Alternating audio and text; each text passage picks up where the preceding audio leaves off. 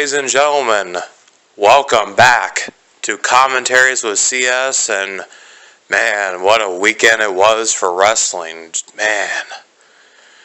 In this commentary, I'm going to give you guys my thoughts on WrestleMania 30. I was going to do a prediction show, but I decided to hold off on talking about WrestleMania 30, and just do like a review show. So, I'm just going to give you guys my thoughts on the show, and here we go. WrestleMania 30 took place in the Superdome, or as Hulk Hogan like to refer to it as the Silverdome. Thinking he was in the Pontiac Silverdome back at WrestleMania 3 when he slammed Andre the Giant. But yeah, so we were in the Superdome in New Orleans, and man, filled to capacity, man. It was a hell of a crowd there, and the show kicked off with the host of WrestleMania 30, Hulk Hogan, and then Stone Cold Steve Austin came down, and so did The Rock, and they had a moment, and I thought that was pretty cool to kick off the show. And then we had the opening match, which was Triple H versus Daniel Bryan. I thought it was a really good match. I really enjoyed this. We had really good submission wrestling, really good technical wrestling in this match, and I was pretty impressed with Triple H's performance, as was Daniel Bryan. And of course, Daniel Bryan got the victory. He hit Triple H with a flying knee, got the 1-2-3. So therefore, he would be moving on to the main event of WrestleMania 30. So then that would bring us to the next match on the card. It would be the what was next? My memory's a little foggy. I mean, I just watched the damn pay-per-view last night. Was it the Andre Memorial Battle Royal, or fuck. Now I gotta think. For some reason now I remember. It was the Shield versus the New Age Outlaws and Kane. See, the reason why I almost forgot about this match was because it was so short, But yeah, it was a good performance for the Shield. It was a good showing for them at WrestleMania. The match could have gone on a little longer, but due to time constraints, of course, they're going to get cut down. And I thought each member of the Shield looked pretty strong. I think they did. This was just more so to put them over more than anything else. I'm not sure what the future holds for the Shield, to be honest. I mean, they, with the recent babyface turn, they're pretty over as faces. They are. The fans are into them, and honestly, I don't know if I see them breaking up anytime soon. I mean, they're all pretty over. You can make a case for Roman Reigns being the most over guy in the whole group. I mean, he's being pegged as the next top star in WWE, but so I don't see them breaking up anytime soon, but anything can happen in the WWE, so we'll just have to watch the Shield closely and see what happens with them. So then this brings us to the Andre Memorial Battle Royal, and this went a lot better than I expected. I was just expecting it to be a clusterfuck of a battle royal, but honestly, it was pretty damn entertaining. But man, I gotta tip my hat off to Kofi Kingston, man. That was a hell of a spot that they had him do. He had to be hurting though. I mean, his back just literally flopped onto the floor. But that was excellent. Perfectly pulled off. Getting both of his feet on the steel steps to keep himself in the match. And then they went with the surprise ending, because many of us had expected Big Show to win it, right? Well, no. Cesaro aka Claudio Castagnoli, tossed Big Show over the top rope and won the Andre Memorial Battle Royal. And I'm totally dig this because Cesaro, I like to refer to him by what he was called on the Indies as Claudio Castagnoli. But anyhow, Cesaro, he's a very talented wrestler, great charismatic performer, and I think that if WWE, books him right, and it's very seldom that they do book their talents the right way, but I think if they do this right, then Cesaro could become the next top star for WWE, and I'm pretty serious on that, man. This guy's got all the tools in the world. And honestly, we see this so often with WWE. They get gold right in front of them, and then they don't use it. But I think that they see something in Cesaro, and I think that they're going to push him. They're going to give him a pretty good, significant push, I think. First, they need to break him away from Jack Swagger. The whole tag team, the Real Americans, it's just a waste of Cesaro's time, and Swagger just needs to go back to jobbing, because that's all that Swagger can be for anyone, is a job guy. But yeah, I see big things in Cesaro's future. Still, I think he needs to get rid of those damn thigh pads, or whatever you call them. But yeah, this guy's got the goods, and it was really nice to see him win the Andre the Giant Memorial Battle Royal. And this would bring us to John Cena versus Bray Wyatt. To be honest, I thought the match was kind of boring, to be honest. I just couldn't get into it. Bray did some interesting things in that match with the whole, with him being upside down when Cena was going for the 5-knuckle shuffle. I thought that was pretty cool. I don't know. Yeah, there was some storytelling elements in the match and stuff of that nature, but I feel like the pacing of the match was what brought it down for me. It was really slow. There should have been more to it, in my opinion. Yeah.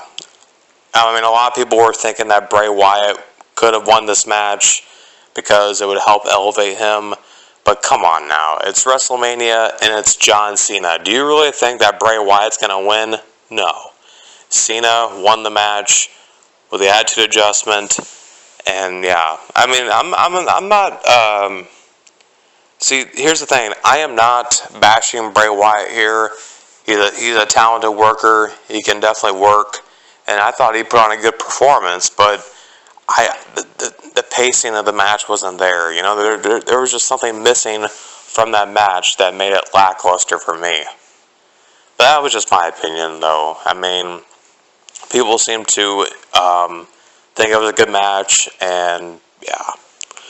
But it just wasn't my cup of tea, so this will bring me to the next match on the card, and, wow, very shocking, to say the least. The Undertaker versus Brock Lesnar, and wow. I can't believe that Brock Lesnar is the one who ended the streak. Yes, you heard that right, people. Brock Lesnar ended the Undertaker's undefeated WrestleMania streak. So, the Undertaker, his streak is over, and he may have wrestled his last match, but see, here's the thing. I'm not going to get further in depth about it now, because I want to do another commentary about the streak ending, because I feel like, talking about it on here, on this commentary will just take up most of the time, because I feel like the streak has its own significance, and I don't want the me talking about the streak to take away from WrestleMania 30. So I'm going to do a whole separate commentary on the streak. I'll give my opinion about it, how I feel about it, how I feel about Brock Lesnar ending the streak, and what the future holds for The Undertaker. So, yeah. So, we'll just move forward here. After that match, it was the Divas Invitational for the Divas title. I thought it was going to be a big clusterfuck, but, honestly, I felt like the girls gave in a good effort. I really do think that. Now, the Divas, I know that you guys don't like to see the Divas and stuff like that, and there's only a few girls who are actually talented, but you know what? I feel like the girls gave a good effort tonight. Last night at WrestleMania. I really think they did. AJ Lee, she retained the title. She locked in her finishing submission hold on Naomi, and Naomi tapped out. So AJ Lee is still the Divas champion. And I know some people are kind of pissed off about AJ Lee retaining because they feel like maybe Natalya should be champion, or I don't think AJ Lee's talented enough to be champion. Well, see, here's the thing. The reason why AJ Lee is still the Divas champion is because of CM Punk. And I know people are thinking, what the fuck does Punk have anything to do with this? Well, see, here's the thing. AJ Lee and CM Punk are engaged in real life. That news recently came out that the two of them are indeed engaged. And WWE is hoping that by booking AJ Lee strong, that maybe she can reel CM Punk back into WWE. Now, do I think that strategy is going to work? Fuck no, it's not. See, here's the thing. CM Punk is so hell-bent on not being involved in WWE. So anything they do to cater to him isn't going to work. He doesn't want to be catered to right now. But yeah, so that's the reason why AJ Lee is still a Divas champion. Now, she's had a long reign as the Divas champion. I think she's been champion all the way back since Payback of last year. So yeah, she's been champion for quite a while now. But I would like to see some of the other divas get a shot, like Natalya. She's definitely worthy of carrying the Divas Championship. And there's also some other divas that would be worthy of being champion too. But AJ Lee, she's the top diva right now, and I don't see that changing anytime soon. So yeah. So then this brings us to the main event. It will be Randy Orton defending the WWE World Heavyweight Championship against Batista and Daniel Bryan. And I thought it was a pretty good triple threat match. Of course, Triple H and Stephanie McMahon got involved, which was no surprise. They came out and Triple H incapacitated the referee, and they brought in Scott Armstrong, who's been in the authorities' back pocket, and they brought him in to try to screw over Daniel Bryan, and it didn't work. Bryan ended up kicking Scott Armstrong out of the ring, and then Daniel Bryan did a suicide dive to the outside, taking out Triple H, Scott Armstrong, and Stephanie McMahon, which I thought was pretty awesome. And then he proceeded to hit Triple H with a sledgehammer, which I thought was also pretty cool. So yeah, Daniel Bryan was awesome in this match. Daniel Bryan single-handedly was the best performer on this card, no doubt about it. And then the big moment happened. Daniel Bryan locked in the yes lock on Batista, and Batista tapped out. and Daniel Bryan was crowned the new WWE World Heavyweight Champion. Daniel Bryan finally getting his WrestleMania moment, hoisting up both titles and going, yes, yes, yes. Just like I predicted.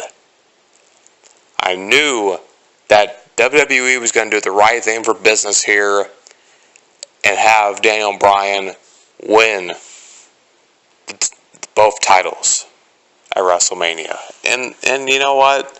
It was the real feel-good moment for WrestleMania. It really was. You know, coming off the Undertaker thing, you know, this was the perfect thing for the fans to go home and have a smile about. You know, because while fans were upset about the Undertaker losing, at least Daniel Bryan got his moment, and he triumphed against all odds and became the WWE World Heavyweight Champion. So yeah, I mean, I thought WrestleMania 30 was a pretty good show. I'm not going to say it was great or amazing, but it was pretty good. I don't really have any major complaints other than the Undertaker thing and the Cena and Bray Wyatt match. But other than that, I thought it was a pretty good show overall.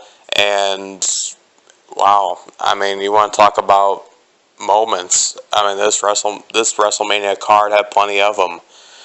And I'm sure this WrestleMania will be remembered for years to come. And that's pretty much all my thoughts on this year's WrestleMania. I hope you guys enjoyed enjoyed this commentary, and stay tuned for the Streak commentary, which will be coming your way pretty soon. All right, guys, thank you for listening, and I'm out. Peace.